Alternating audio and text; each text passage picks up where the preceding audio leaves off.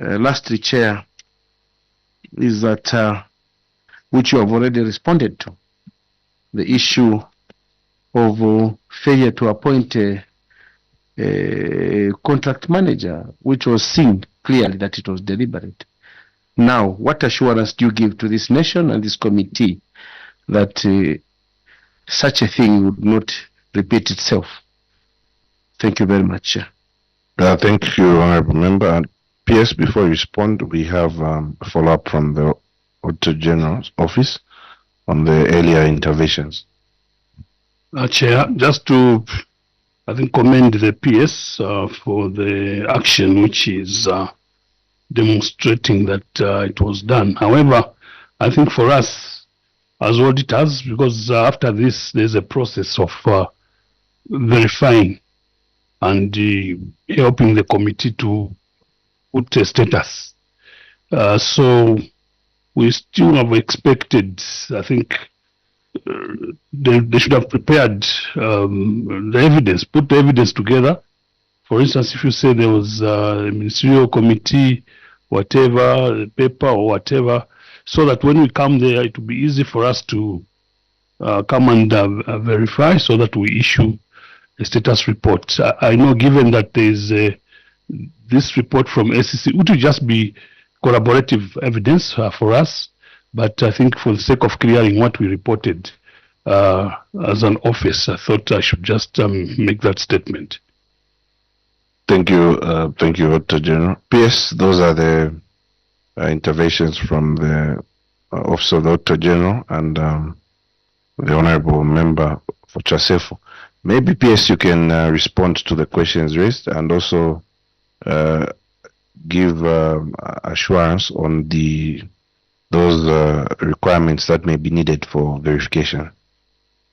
Thank you so much, Honorable Chair. I don't know whether I should start with the comments from the Auditor General. Almost all which we submitted to the anti-corruption, which we can avail to you anytime.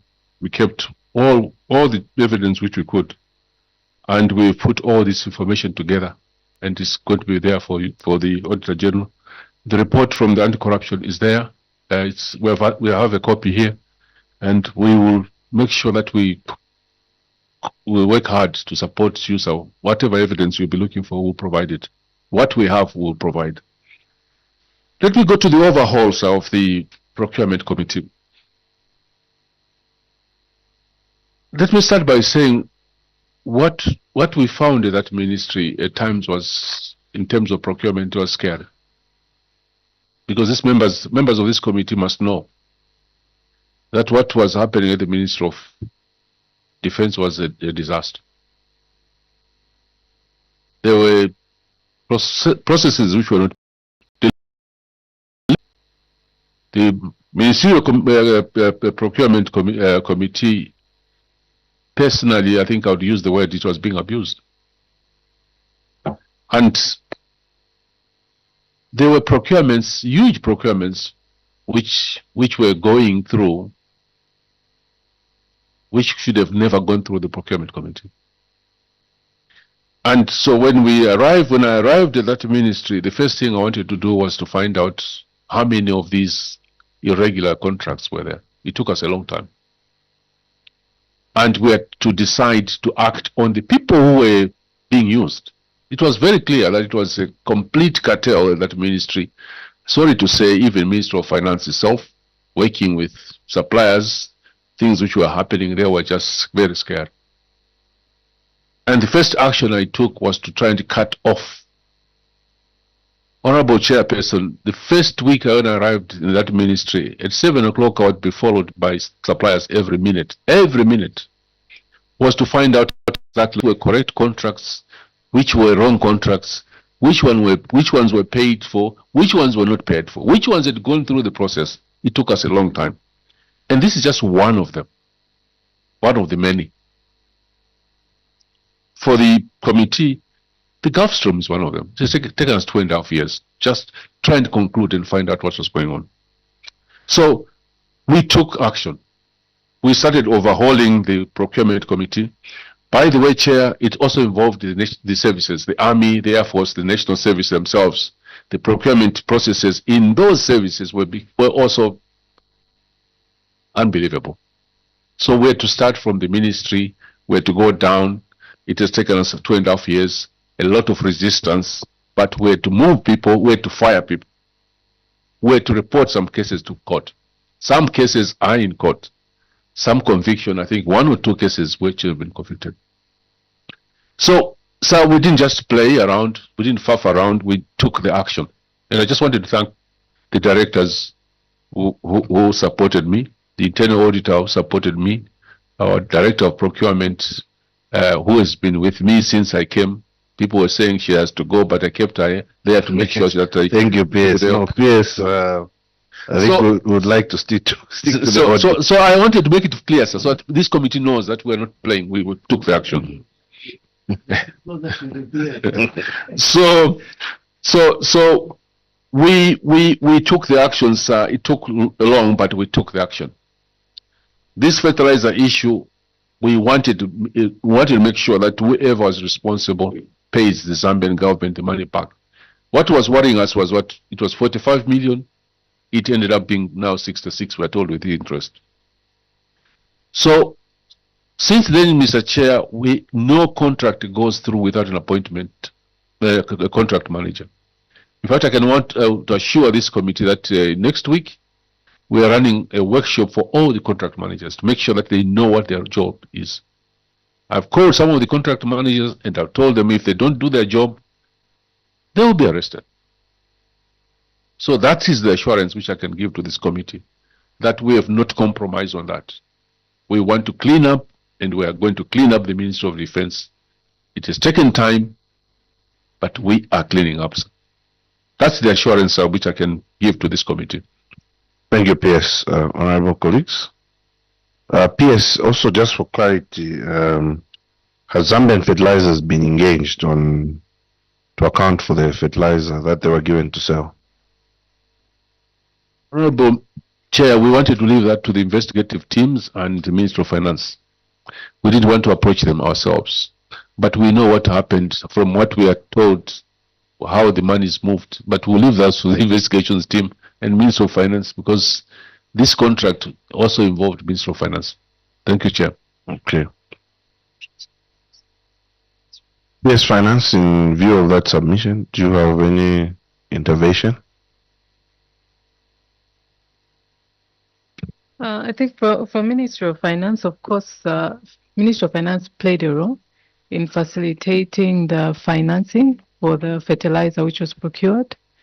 And in terms of the debt swap, I think probably the processes which are happening under Ministry of Defense should correct the matters, because the Treasury basically gave approval for the debt swap to be undertaken. And in that approval, of course, it was actually subject to ensuring that supply to the beneficiaries is not compromised. So I think we would look forward to the conclusion through the processes being undertaken under defense, rather. Thank you. Okay. Yeah, no, thank you very much for that intervention. One more thing, PS. On this query on the question of the delivery of fertilizer, the supplier, have they been engaged on the under delivery? Has there been any feedback, or does this under delivered fertilizer have a cost? Chair, the supplier, as far as I'm concerned, the supplier was some foreign company. I think, was it Russia or Serbia? Russia, yeah. Because of the issues with Russia, we had a meeting with the Russian ambassador to try and follow up some of these things. The minister also chaired 1 or 2 meetings so that we can follow up, because we could not talk to the companies in Russia because of the war situation and the sanctions over Russia. But what we want to do, sir, if we're given the chance, we'll put a cost to the 32,000 metric tons of urea, 28,000 metric tons, and then go back to the Ministry of Finance and also inform this committee if it means informing them. But the discussions have been opened with the Russian government. I mean, the company, not directly, but through the Russian government. We've engaged them. Okay, PS, well noted. It would be good to attach a timeline to that so that as the committee makes its recommendations, we know the value of this undelivered fertilizer, you know, so that we can know the exact debt stock that is not being accounted for. So that will be very important. Honorable Banakoka, you had an intervention?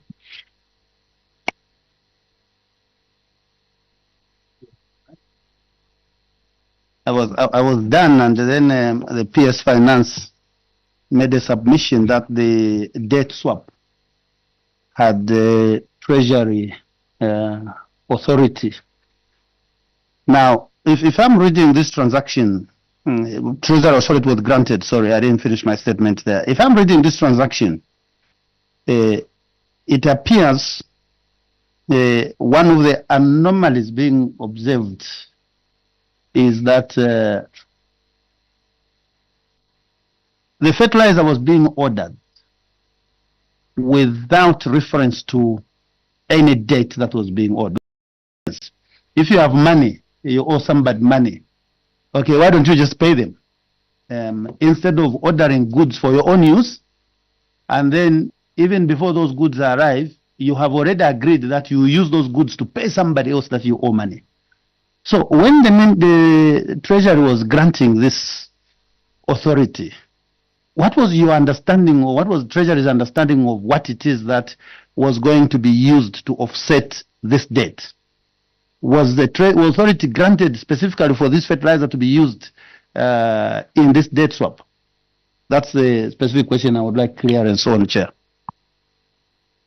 PS Finance, I think that's your question in view of the Treasury Authority given. Thank you, Chair. Of course, the Ministry of Defense had indicated that there was supposed to be a debt swap, which they sought in view of Zambia, the Zambia fertilizer, which had also submitted a proposal to undertake a debt swap, owing to the fact that they were owed monies under Nitrogen Chemicals of Zambia, as well as the Ministry of Community Development, because under that ministry you have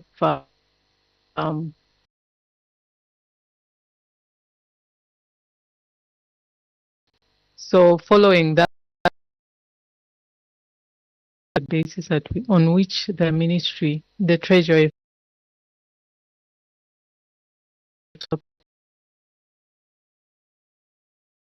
Okay, thank you. PS Honorable Banakoka, a follow-up.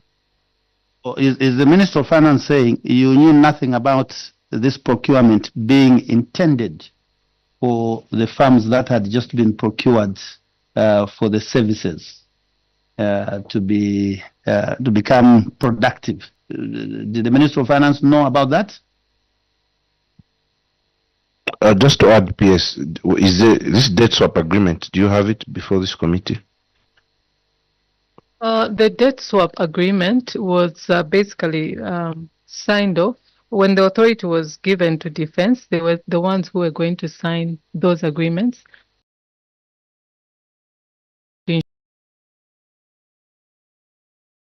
Signed and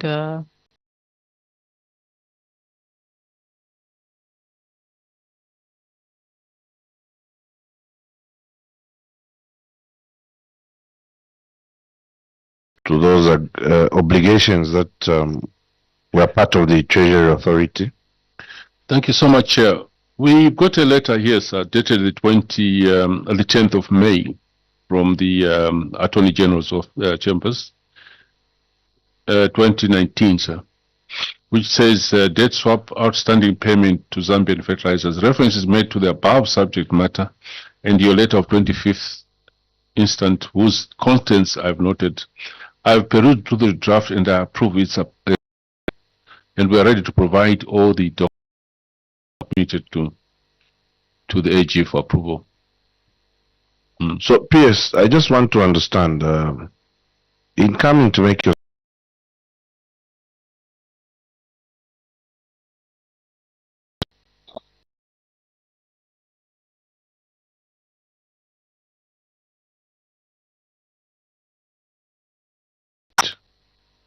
Uh, unless if you had sight of it, Auditor General, the debt swap agreement. Be allowed to consult my colleague. Thank you very much, Chair. The debt swap agreement was given to us. However, it had no detail for us to see who was owing who and why the debt swap was actually done. There was no sufficient information to that regard. Thank you.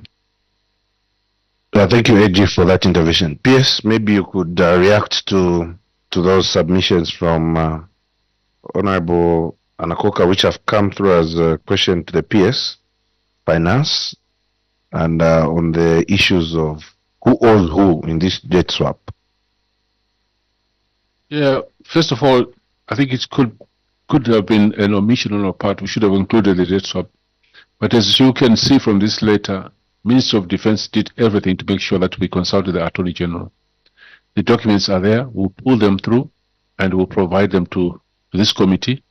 We'll provide them to the Attorney General, the Auditor General's office, and we'll share them with the Ministry of Finance. What we really want to do, sir, is to this matter to be concluded as quickly as possible.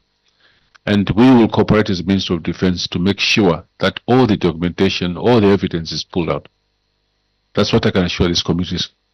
Thank you, PS. And lastly, maybe is there written confirmation from these two entities agreeing that they owe this debt? Have they put it in writing? Chair, we will have to check the documentation which we have. The company itself, we didn't want to get involved with it because we didn't want to compromise any evidence. So that's why we didn't deal with them directly. We can ask that question to anti-corruption. But we can also liaise with our friends at the Ministry of Finance to find out exactly what really happened. But all the documents which we have, we will surrender them to this committee. We will surrender them to the Auditor General's office so that we can have this matter concluded. Thank you, PS. Honorable colleagues, that's a submission from the PS. I don't know if we have any interventions.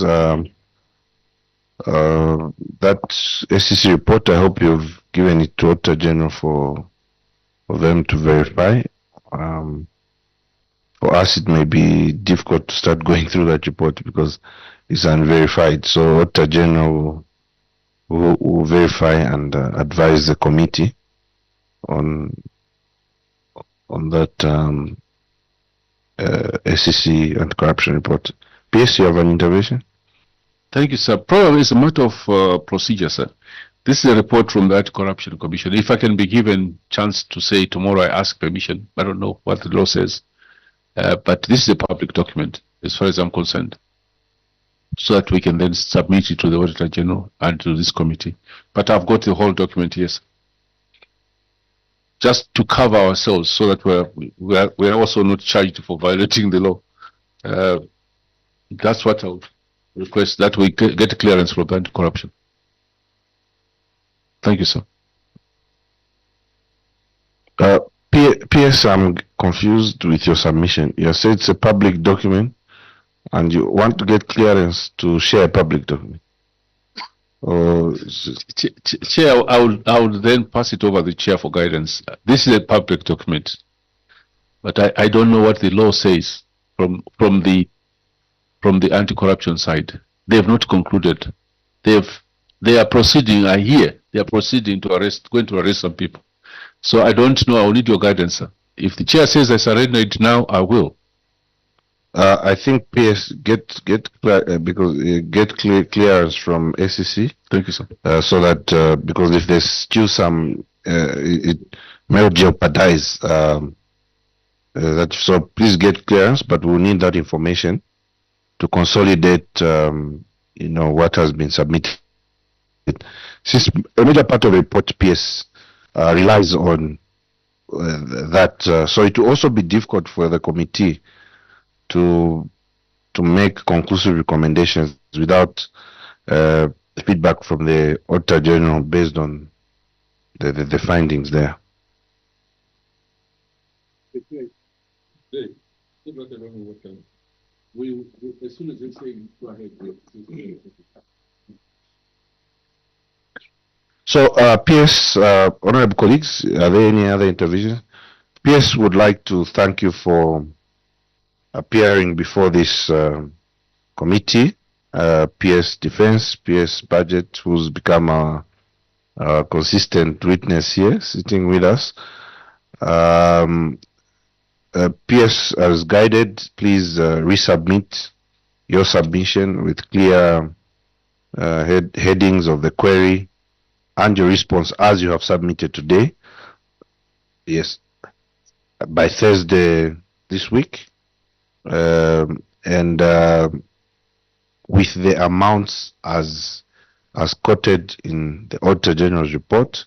And please do give the necessary documentation that require verification, the MPC, those meetings and so forth, the letters and etc. that need to be verified by Auditor General, so that we can be able to close the, have closure from the perspective of the committee, the committee's report, which must come on the floor of the House before 2nd August. So that's how urgent that information is. With that said, PS, would like to thank you with your team for appearing before this committee, and we lift the immunity that is provided for under Cap 12 of the laws of Zambia, and that being granted, you are on your own as you continue to live your life outside Parliament. Whatever you say, you're on your own. Thank you very much, PS, with your team.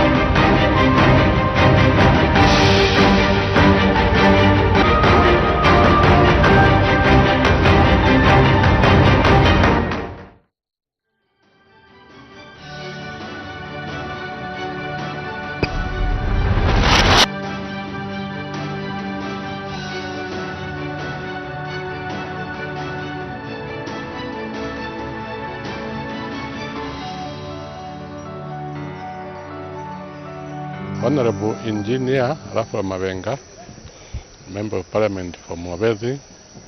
I'm 68 years old. I'm married, got 7 children. Started school at Sejamba Primary School. From there I went to Bwina. From Bwina I went to Sesheke Secondary School.